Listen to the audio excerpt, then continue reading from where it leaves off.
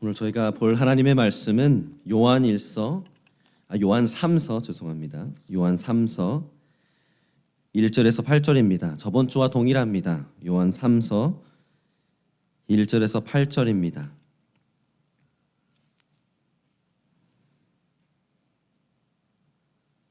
오늘 날씨가 추움에도 불구하고 오신 우리 성도님들 환영하고 축복합니다. 근데 또 날씨 때문에 특히 우리 어르신들은 오시기가 참 어렵습니다. 그래서 함께 있지 못한 오늘 눈여겨보셔서 함께 예배드리지 못한 분들에게 따뜻한 문자 하나라도 이 안부 인사를 전하면서 그렇게라도 온정을 나누면 좋겠습니다. 우리 가능하신 분들은 자리에서 일어나셔서 우리 함께 말씀 봉독합니다. 한 절씩 교독하고 8절 합독합니다. 제가 먼저 읽겠습니다. 장로인 나는 사랑하는 가이요 곧 내가 참으로 사랑하는 자에게 편지하노라.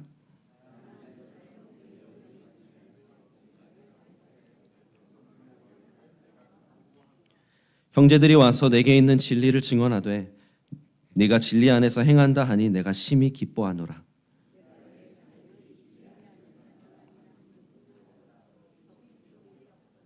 사랑하는 자여 네가 무엇이든지 형제 곧 나그네 된 자들에게 행하는 것은 신실한 일이니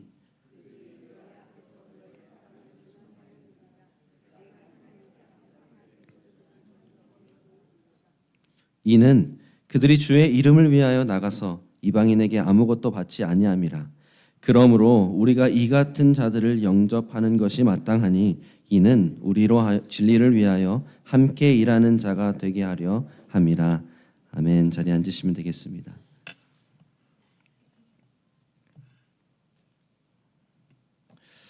저번 주에 저희가 이 6절 말씀 하나님께 합당하게 그들을 전송하면 좋으리로다.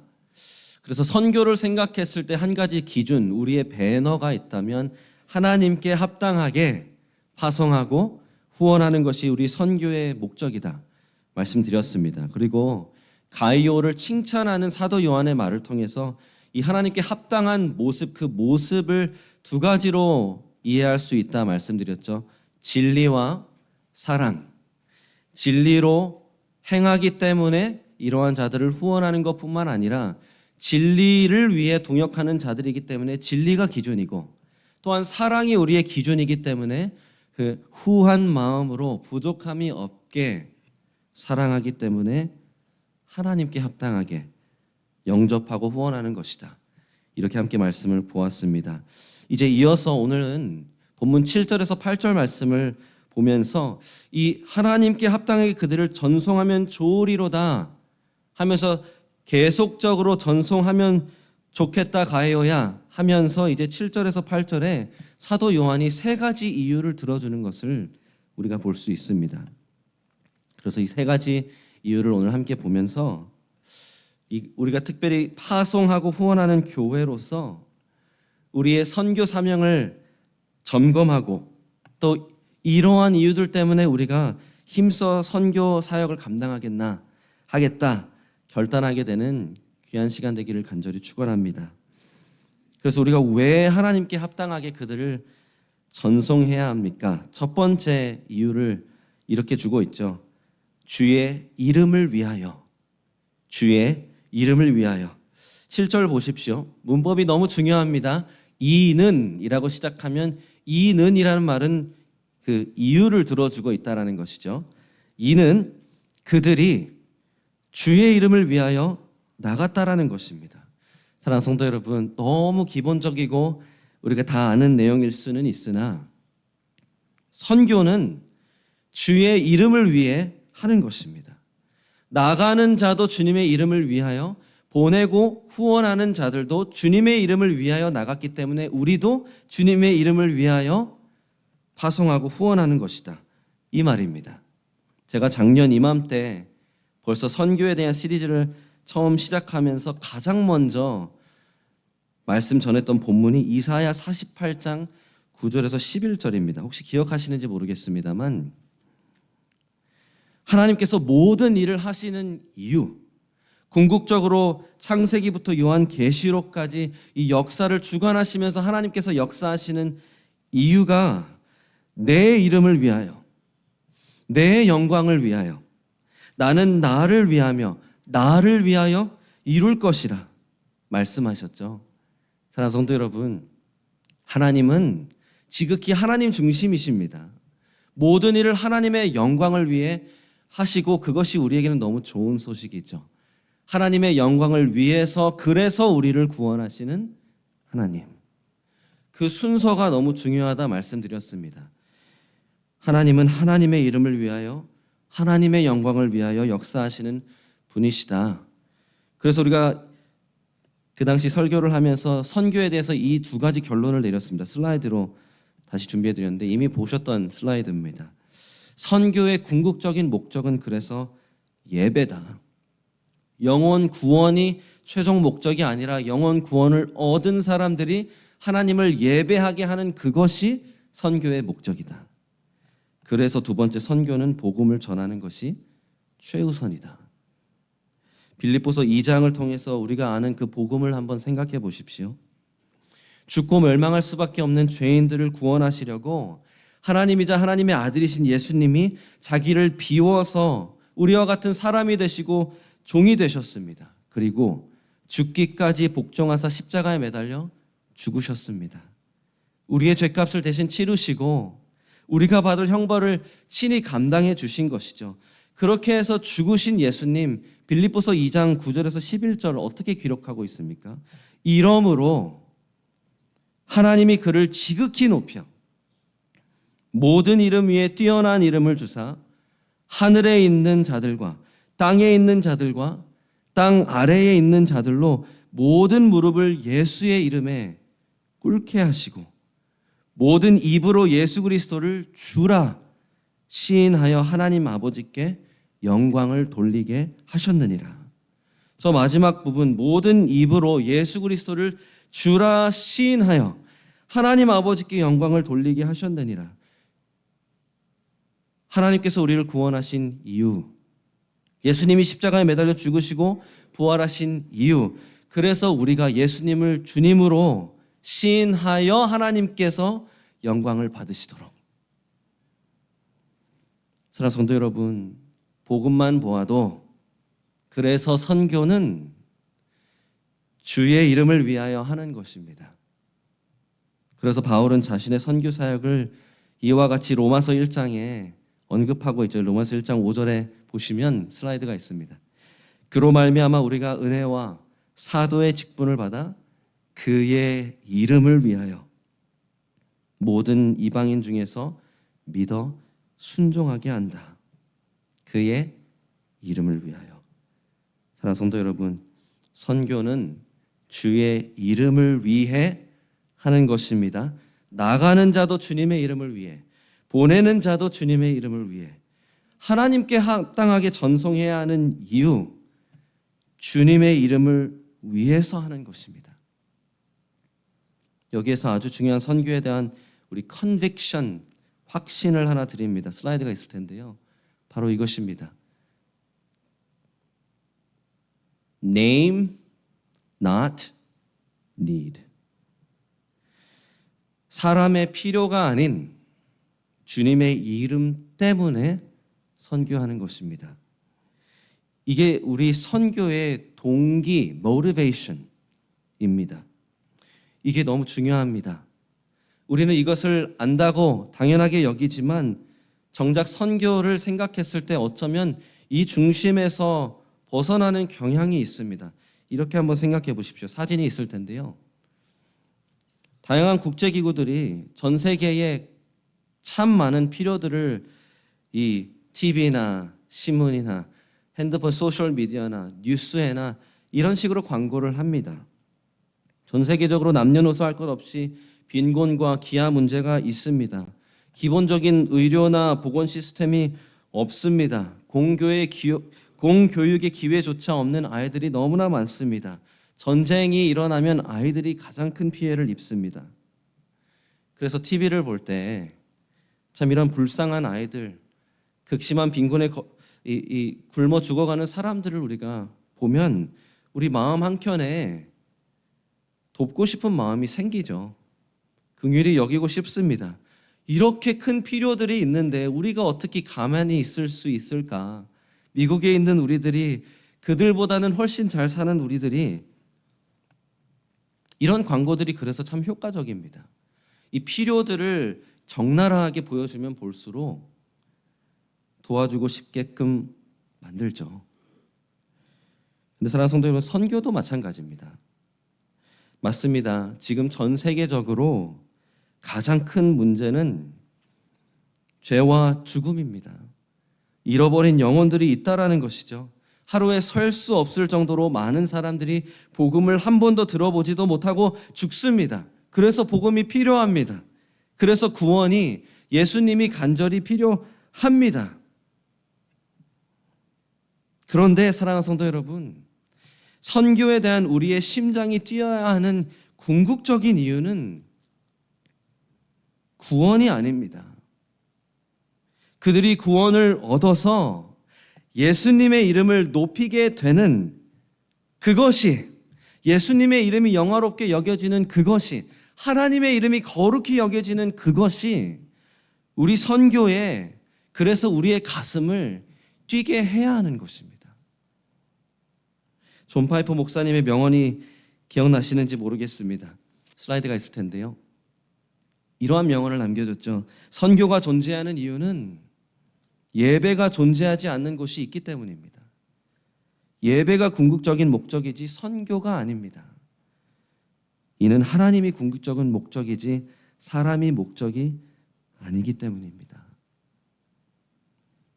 선교를 하고자 하는 우리의 동기부여는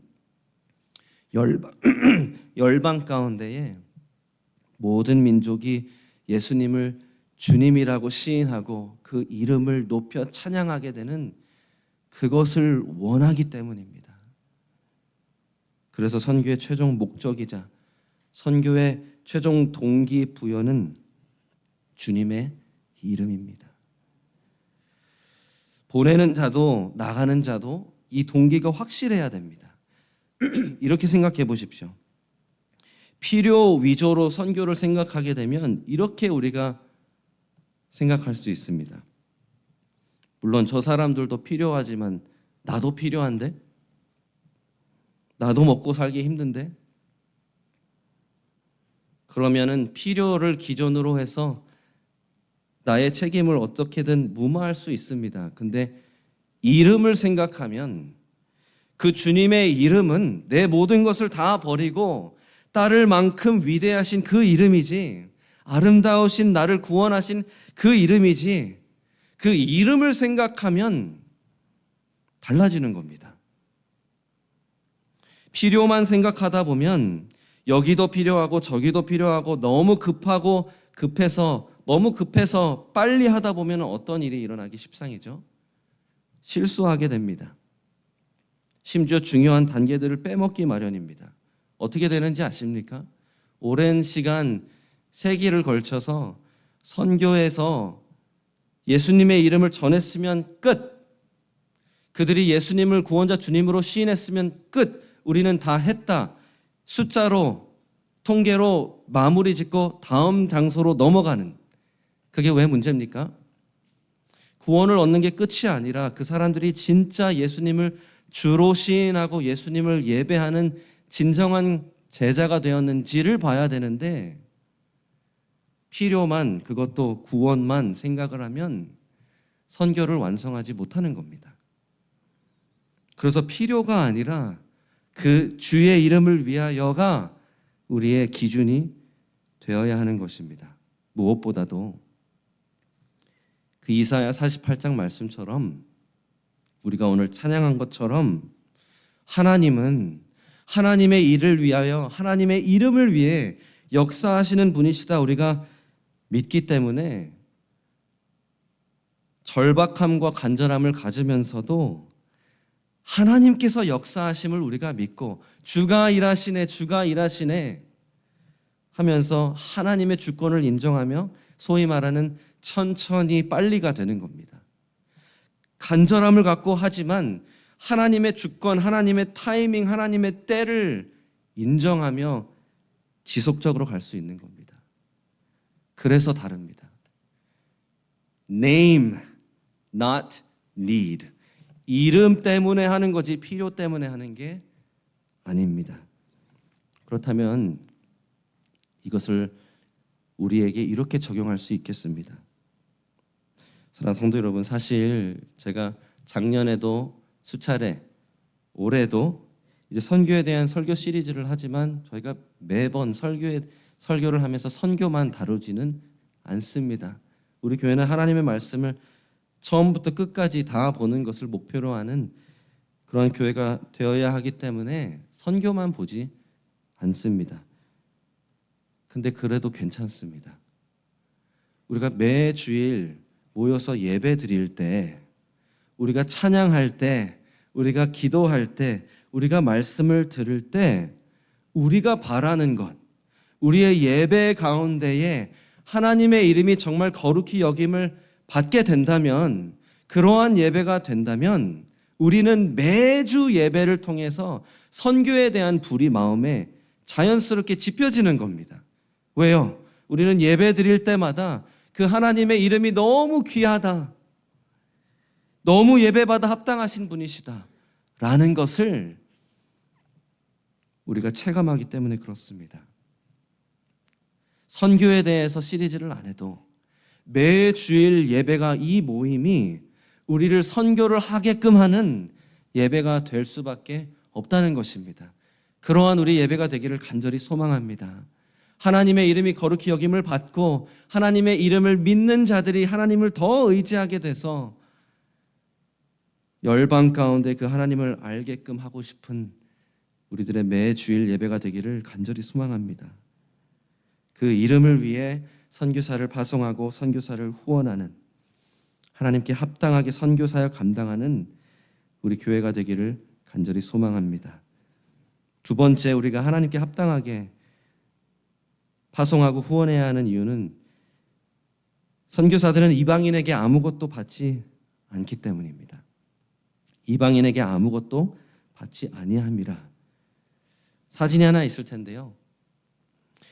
2013년 4월에 루마니아에 있는 한 동네에서 3살 채 안 된 어린 아이가 깊은 우물에 빠져버렸습니다. 어른이 들어가기에는 너무 좁아서, 사진을 또 넘겨주시면, 굴착기로 땅을 파고 어떻게든 줄을 내려서 아이에게 걸어서 빼내려고 했지만 11시간이 넘도록 구조가 이루어지지 않았습니다. 그래서 부모님들은 저렇게 발을 동동거리면서 절망하고 있었습니다. 점점 아이의 체온도 내려가고 호흡도 떨어지는 긴급한 상황이었는데, 또 사진을 넘겨주시면 한 학생이 14살 된 학생이 학교가 끝나고 돌아와서 갑자기 자기가 이 상황을 쭉 보더니 제가 가겠습니다, 제가 들어갈게요 라고 한 겁니다. 다른 방도가 없고 긴급하다 보니까 결국에는 이 소방관들이 이 아이를 내려보내기로 결정합니다.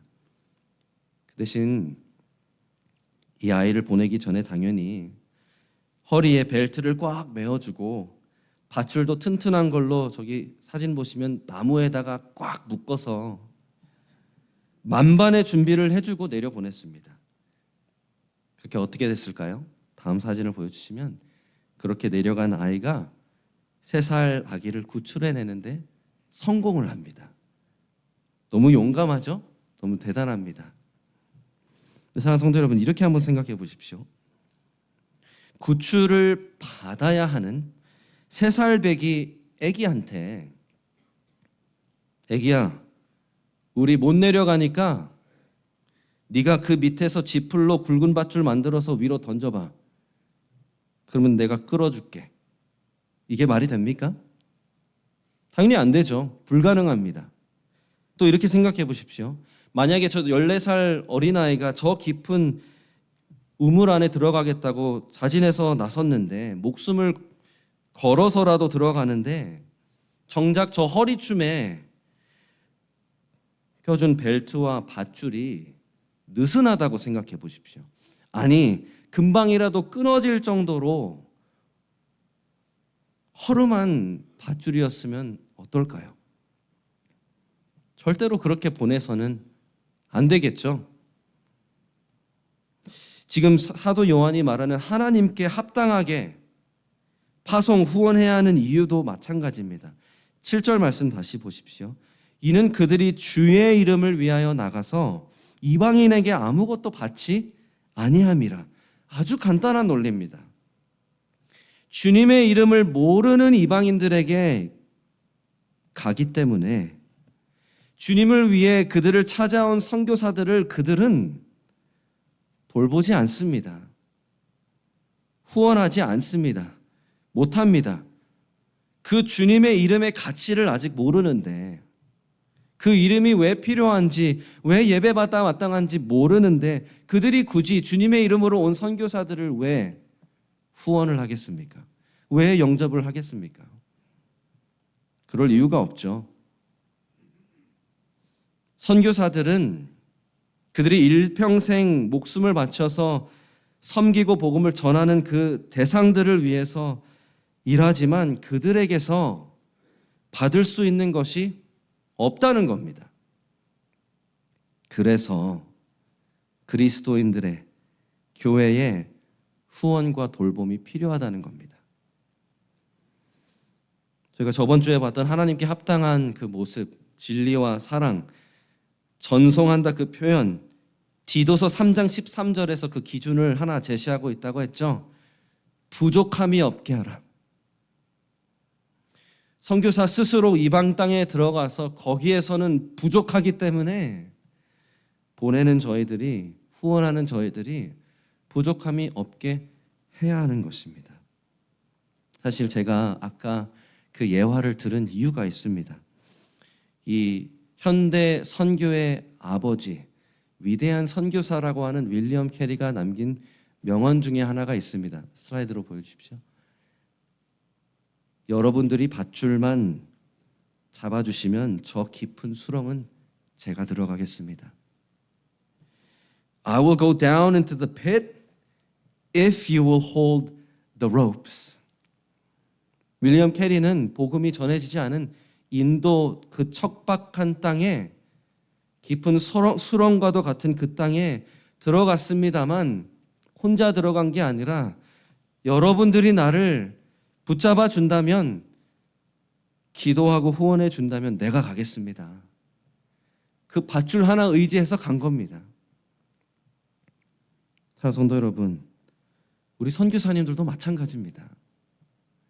우리 선교사님들, 우리의 후원이, 우리의 기도가, 우리의 물심양면 서포트가 필요한 이유는 우리가 부족함 없이 채워주지 않으면 그들은 부족하기 때문입니다. 여기에서 슬라이드 하나 더 보여드립니다. 그래서 하나님께 합당한 파송과 후원을 생각했을 때 이것이 우리가 가져야 하는 목표입니다. 뚜렷한 이 끝을 염두에 두고 장기적으로 후원을 해야 하는 것입니다. 끝을 염두에 두지만 장기적인 후원이 필요합니다. 다음 슬라이드 보여주시겠습니까? 계속해서 이제 선교에 대해서 이제 퍼즐처럼 맞춰서 생각해 보시기를 바랍니다. 선교는 복음을 전하는 것이고 제자를 양육하는 것이고 그 결과 교회를 세우는 것이다. 선교의 끝은 교회가 세워지는 것입니다. 제가 최근에도 며칠 전에 우리 고병익 선교사님과 통화하면서 이러한 저런 얘기를 나누면서 현지 교회를 세우는 것이 얼마나 어려운지 고충을 털어놓아 주셨습니다. 우리가 현지 교회를 생각했을 때 세 가지 지표를 좀 기준으로 생각을 합니다. 이게 됐으면은 진짜 현지의 교회가 세워진 것이다. 슬라이드가 있습니다. 첫 번째는 스스로 운영을 하는가, 스스로 치리를 하는가, 외부나 선교사의 리더십이 없이 현지 리더들이 세워져서 교회가 함께 운영을 할 수 있는가. 첫 번째입니다. 두 번째, 선교사나 외부의 도움이 없이 이제는 스스로 그 땅에서 현지인들에 대한 전도와 선교를 감당할 수 있는가. 그리고 세 번째, 마지막으로 선교사나 외부의 도움이 없이 현지 성도들의 헌금으로 자립할 수 있는가.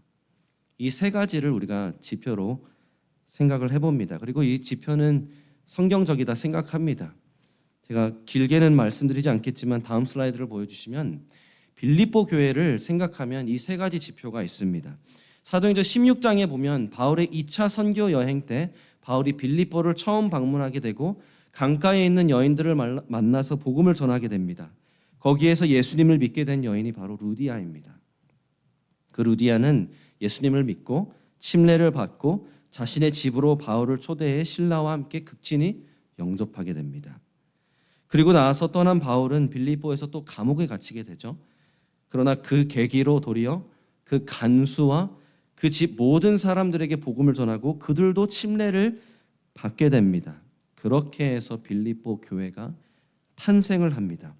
그리고 이제 여행을 떠난 바울이 빌립보 교회에게 도리어 편지를 쓴 것이 빌립보서죠. 근데 빌립보서 1장 1절을 보면 이제 바울이 성도와 감독은 목사와 장로와 같은 직분입니다. 성도와 교회를 이끄는 감독과 그리고 교회를 섬기는 집사, 이 직분자들이 다 세워졌음을 시사하듯이 써줍니다. 이 교회는 벌써 스스로 운영이 될 수 있는 직분자들과 성도들이 있었다라는 것입니다. 두 번째, 빌립보서 2장을 보면 에바브리디도를 파송해서 바울의 선교 사역을 후원하고 돕기 위해 보냅니다. 그것을 보았을 때 이미 빌립보 교회는 스스로 전도와 선교 사역을 힘쓰는 이 역량이 생겼다라는 것을 알 수 있습니다. 마지막으로 빌립보서 4장 15절에서 17절에 보면 바울이 참 감사하면서 말합니다. 복음의 시초부터 처음부터 한두 번도 아니고 너희들만큼은 나를 끝까지 후원해 줬다. 고맙다. 라는 이야기를 하죠. 고린도 후서에 보면 빌립보 교회는 극심한 빈곤에 처하게 됩니다.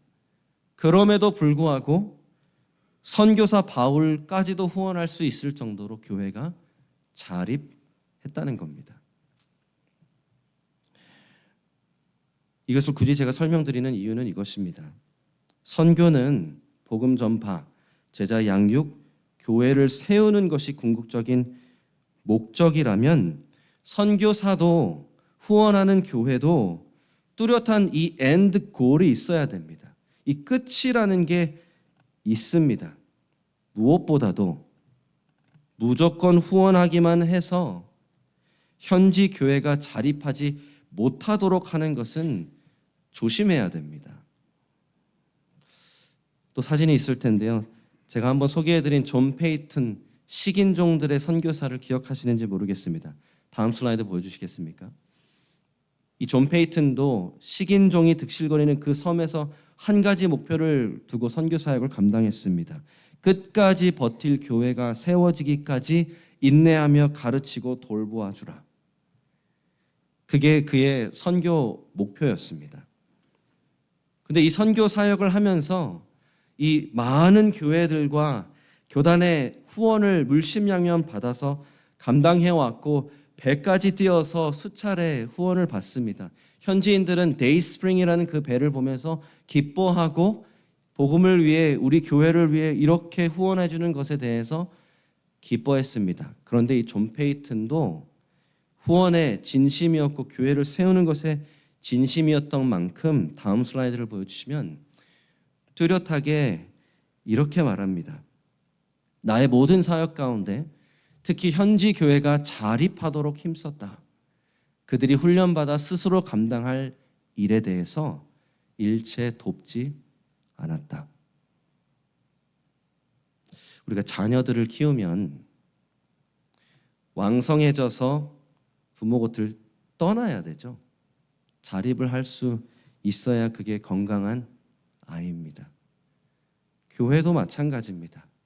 선교의 최종 목적이 교회를 세우는 것이라면 우리가 후원하는 입장에서도 선교를 하는 입장에서도 이 뚜렷한 끝에 대한 이해와 목적이 있어야 합니다. 그런데 그 끝을 아는 게 도움이 되는 이유는 이 끝을 생각하면 생각할수록 교회 개척과 교회 강화, 교회를 세우는 것이 선교의 끝이라는 것을 알면 알수록 우리는 어쩔 수 없이 선교는 장기전이라는 것을 납득할 수밖에 없습니다. 이 윌리엄 캐리 7년이 지나도록 인도에서 한 번도 그 누구도 예수님을 영접하지 않고 7년이 지나고서 처음으로 한 사람이 예수님을 구원자로 주님으로 영접하게 됩니다. 7년이 걸렸습니다. 복음을 전파하는 데만도 7년이 걸렸습니다. 오늘날 평균적으로 무슬림 나라에서 전도를 해서 실제로 그 무슬림이 기독교인이 되기까지 평균 걸리는 그 시간이 7년에서 10년입니다. 그렇게 복음을 전하고 그 사람이 진짜 예수님을 주로 시인하여 예수님이 분부하고 가르친 모든 것을 지켜 행하기까지, 그 제자가 되기까지, 그리고 그 제자들이 모여서 교회가 되기까지는 그렇게 생각하시면 엄청나게 시간이 많이 걸립니다. 그러면 사랑하는 성도 여러분, 우리는 선교 후원을 생각했을 때 마라톤을 생각해야 되는 겁니다. 장기전을 생각하고 장기적으로 후원하는 것이 우리의 목표가 돼야 되는 겁니다. 이렇게도 말할 수 있습니다. 사랑하는 성도 여러분, 우리 교회가 물론 완벽하지는 못했지만 김종원 선교사님, 고병희 선교사님 거의 30년 동안 후원한 거는 우리가 참 자랑할 만한 일입니다. 이제 이쯤 됐으니까 끝내도 되지 않을까요가 아니라 선교를 이해하면 일단은 장기전이 우리의 목표가 돼야 되는 겁니다.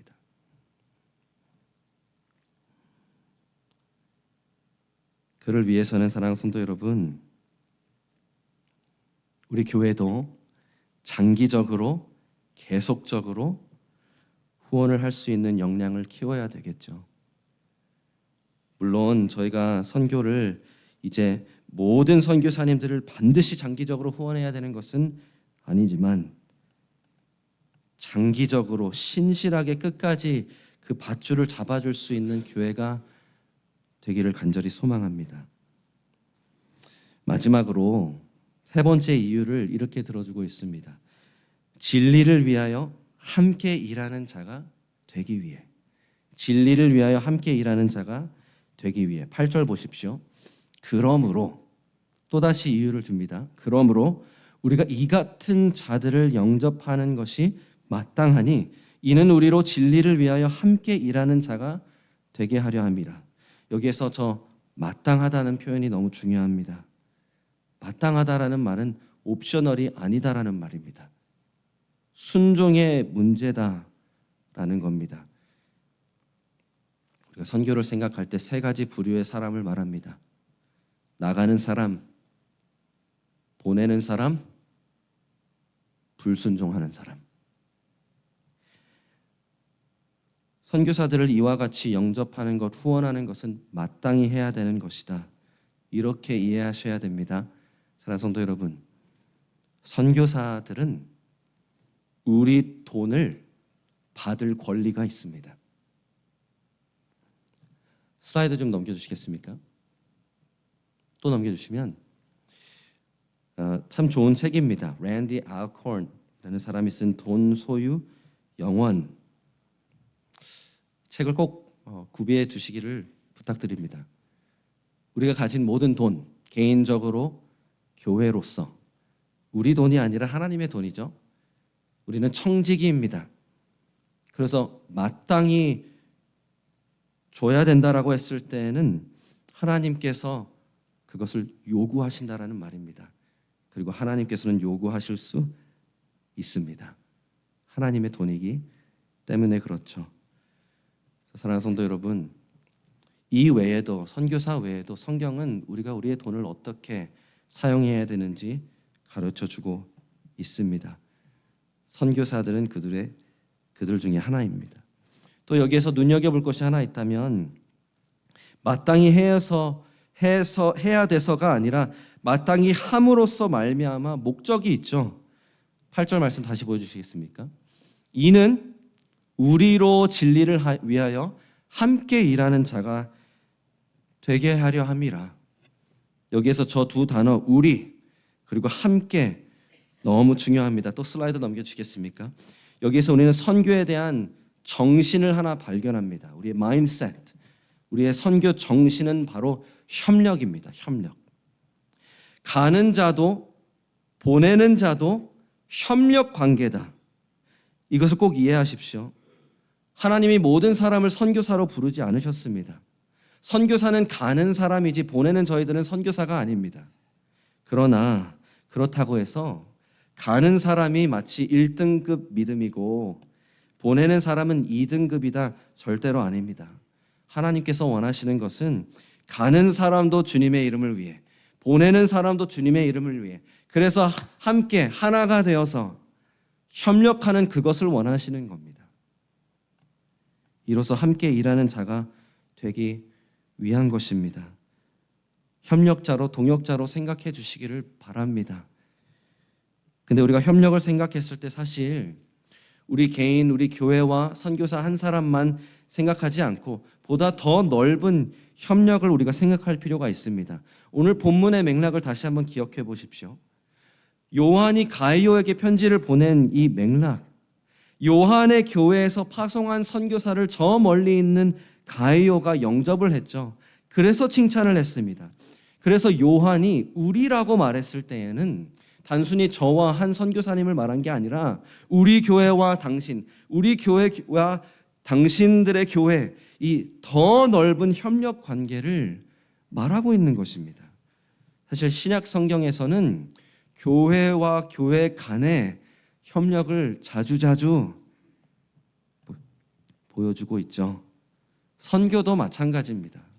선교는 단순히 우리가 우리끼리 우리 스스로 한 선교사님을 후원하고 파송하는 것이 아니라 더 많은 폭넓은 협력을 통해서 이 선교 사역을 감당하는 것입니다. 제가 사진이 또 있을 텐데요. 제가 한국에서 직장 생활한 것을 아마 많이들 아실 겁니다. 제가 했던 일이 뭐냐면 과학기술정책연구원이라고 세종시에 있는 이 연구소에서 일을 했는데 이 과학기술정책연구원은 한국의 과학기술 정책을 통해서 한국의 외교 정책을 펼치자 이런 일들에 대해서 이 정책 연구도 하고 보고도 하는 그러한 연구소고 저는 이제 거기에서 글로벌 부서에서 일을 했습니다. 이게 무슨 말이냐면 이 국제 기구들이 참 많습니다. G20나 APEC이나 UNDP나 UN, 유니세프, 아세안 이 글로벌 기구들이 있는데 이 기구들을 다 불러 모아서 이 나라에는 이러한 필요가 있습니다. 당신들의 나라에는 어떠한 기술이 있습니까? 연결해 주는 겁니다. 근데 한 나라만 연결해 주는 게 아니라 이 나라는 기술을 나머지 나라들은 재정을 막 한 나라를 위해서 쏟아 부을 수 있도록 연결해 주는 그러한 소위 말하는 플랫폼 그러한 사역들을 했습니다. 사랑하는 성도 여러분, 하물며 이 전 세계적으로 있는 참 절실한 필요들을 보고 나라들도 힘을 합쳐서 한 나라만 했으면 어려울 일을 나라들이 모여서 기관들이 모여서 다 같이 하니까 수십억 단위의 이 투자가 되는데 하나님 나라는 어떨까요? 교회 중심의 선교라고 했을 때 우리 교회 혼자 하는 선교를 말하는 것이 절대로 아닙니다. 한 성경적인 교회를 세우기 위해서는 여러 교회의 협력을 우리가 중요시해야 되는 것입니다. 우리 윌리엄 캐리가 하나님을 위해 위대한 일을 시도하라 슬라이드가 있을 텐데 또 하나님이 하실 위대한 일을 기대하라 우리가 너무나 잘 아는 명언이죠. 근데 이 말을 한 맥락이 선교에 대한 설교를 할 때였습니다. 이 침례교 총회에게 우리가 힘을 합쳐서 선교를 해야 됩니다라고 말하면서 언급한 게 명언이 된 겁니다. 그렇게 해서 생겨난 최초의 교회 역사 가운데 최초의 선교단체가 Baptist Missionary Society입니다. 다음 사진 보여주시겠습니까? 당시에 12명의 목회자와 교회들이 처음으로 모였지만 다 가난해서 오늘날로 따지면 고작 23불밖에 되지 않는 기금을 마련했습니다.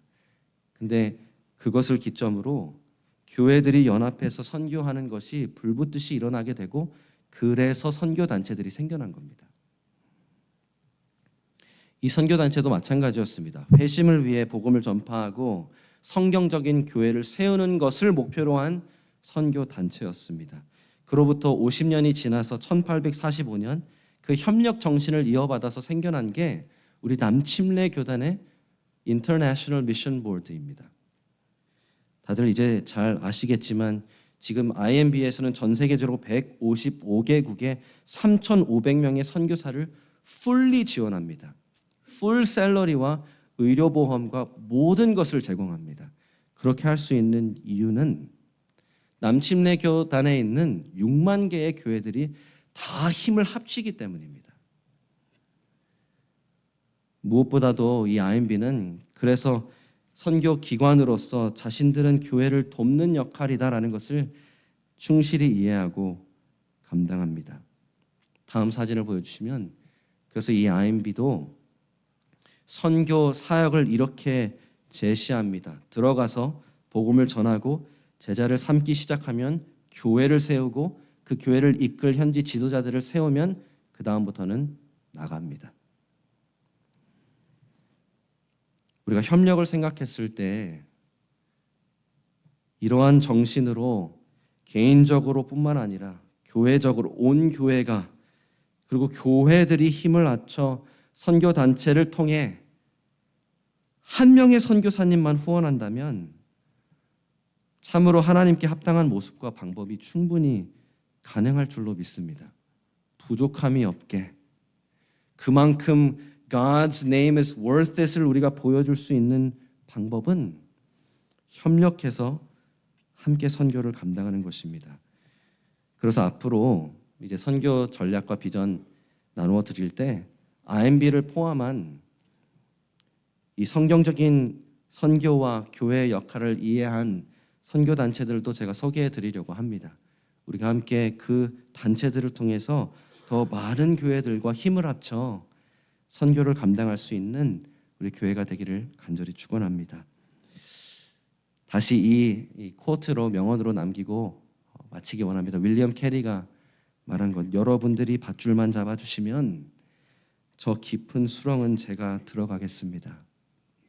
사랑하는 성도 여러분, 우리 교회가 잡아주는 밧줄이 너무 튼튼해서 앞으로 우리 교회에서도 수많은 선교사들이 그러면 제가 가겠습니다 할 수 있게 되기를 간절히 소망합니다.